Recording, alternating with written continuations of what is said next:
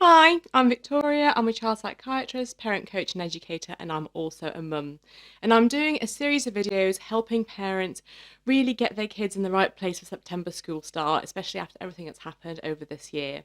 And this video is going to be all about how we use play to do that. Play is a really important part of healing and recovery, and I really wanted to touch on it because that's something I've certainly been using and will be using with my daughter. If you like my videos, please do subscribe to my YouTube channel or like my Facebook page. And I always have something a little bit extra for my people on the email list. So if you'd like to get the little extra tip or extra video that I send out every week, please get yourself subscribed. There's a link in the description. Otherwise, stay tuned and we'll talk a bit about play.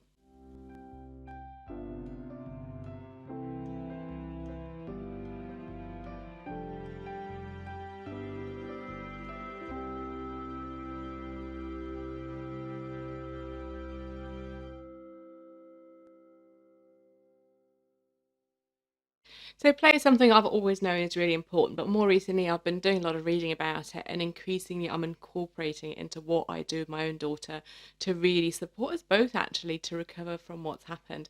And I wanted to share my experience and kind of think about what I did so that you can do something similar if you'd like with your child to really help you get them to the right place. So one of the things I've been doing is thinking about what I actually enjoy doing with my daughter that's not necessarily particularly purposeful. So something that I kind of just do for the fun of it and that we do together just for the fun of it, not because she has to or I have to or there's some very specific thing that comes out of it at the end, but because we genuinely enjoy doing it together. And this can be different things. It can be games, it can be sport, it can be something around the house that you do, it can just be having spontaneous sort of fun like a little dance or something like that. It doesn't really matter what it is or how long it is. But I think just reflecting on it, because sometimes we play with our kids in ways that we don't necessarily enjoy, and we kind of do it because they would like us to, especially when we have very little ones. But think about the things you actually enjoy doing together. It might be going out for walks or something like that. So think about that, and if there is things you can identify, there will always be things that you can identify. Think about how you start to incorporate that really into your daily things that you do. So I think a little bit of play every day really has helped us get through lockdown and to continue to kind of feel better. Knowing that that time to play is there really helps kids. One of the things about play is that it's almost like sleep. It kind of helps people recover and helps the brain put everything in the right place, basically. And that's why having periods of play is really important. Now, you don't have to do all the play with your child. There'll be stuff that they like to do on their own. If they're a bit older, they might do sort of creative things as part of play or something else that doesn't necessarily have a purpose. It's not for school. It's just because they love to do it. So encouraging times when they're able to do that, when they've got the time to do that, and letting them just get on with it and kind of get lost in whatever it is that they do is really fantastic, because again it's the time when their brain is doing a lot of processing and it just helps them put away the memories that they have from the lockdown. And that goes for you as well. So there's things that you enjoy doing on your own, that's play. Please do think about how you fit them in. And even if it's very short periods, it's something, it's usually not about, like watching something on the telly, though I think watching and enjoying films is different, but something that actually you kind of enjoy doing for yourself that again doesn't particularly have a purpose, but you just feel good after you've done it. Also, it's important to think about some physical play, because that physical play is really key. And this could be things like sport. It could be just, especially with little ones, when you sort of tickle them, cuddle them, turn them upside down and do that kind of thing. Because for kids, again, this is a really important part. I think that experience, the sensory experience that creates, also helps the brain process things. So it's just a good all round thing to do with them. I know with older teens that's going to be something that's a bit tricky, but you can get them to do physical play in other ways, often things like sport, for example, like physical sport or running about. They might engage with a little bit better, or even doing some really funny games like Twist or something. Stuff that involves physical action, just kind of silliness in many ways, is really, really great because it's a physical type of play and it will help the brain engage in a different way, create different sensory experiences as well, which is really great for processing difficult information that's been coming into the brain, like worries, anxieties, stuff like that, and putting them away. One of the things I've been doing a lot more is noticing and accepting the invitation to play that my daughter constantly gives to me.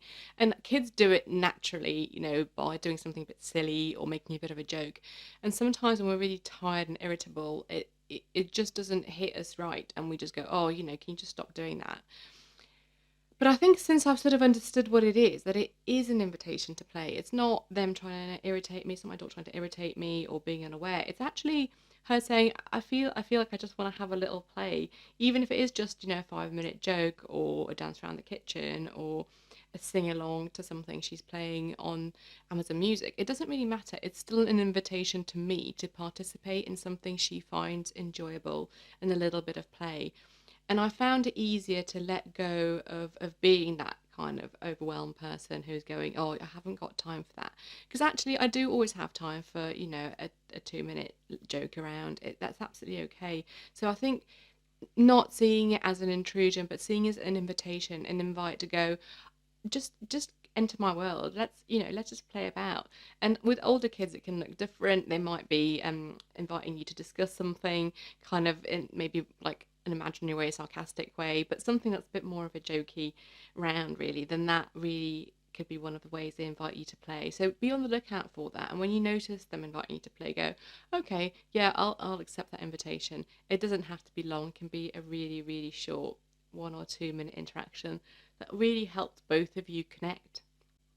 And I think, like with everything, it's important to make time for play. So, yes, you can have these really short little interactions which are great throughout the day, but actually do make time to play regularly. Make time to play regularly with your kids, make time to play regularly yourself.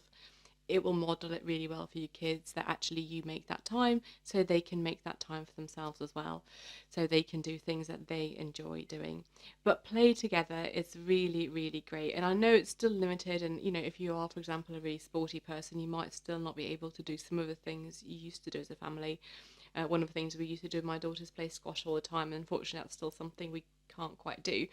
But I think it's really, really important that we do those things with them that we can do. I think it really helps them connect to us and us to kind of reprocess things. So in the middle of these holidays, it's a great time to do it. We're not quite having to think about school yet. We're sort of a little bit further from the kind of really serious parts of lockdown. It's a really great time to catch up on some play.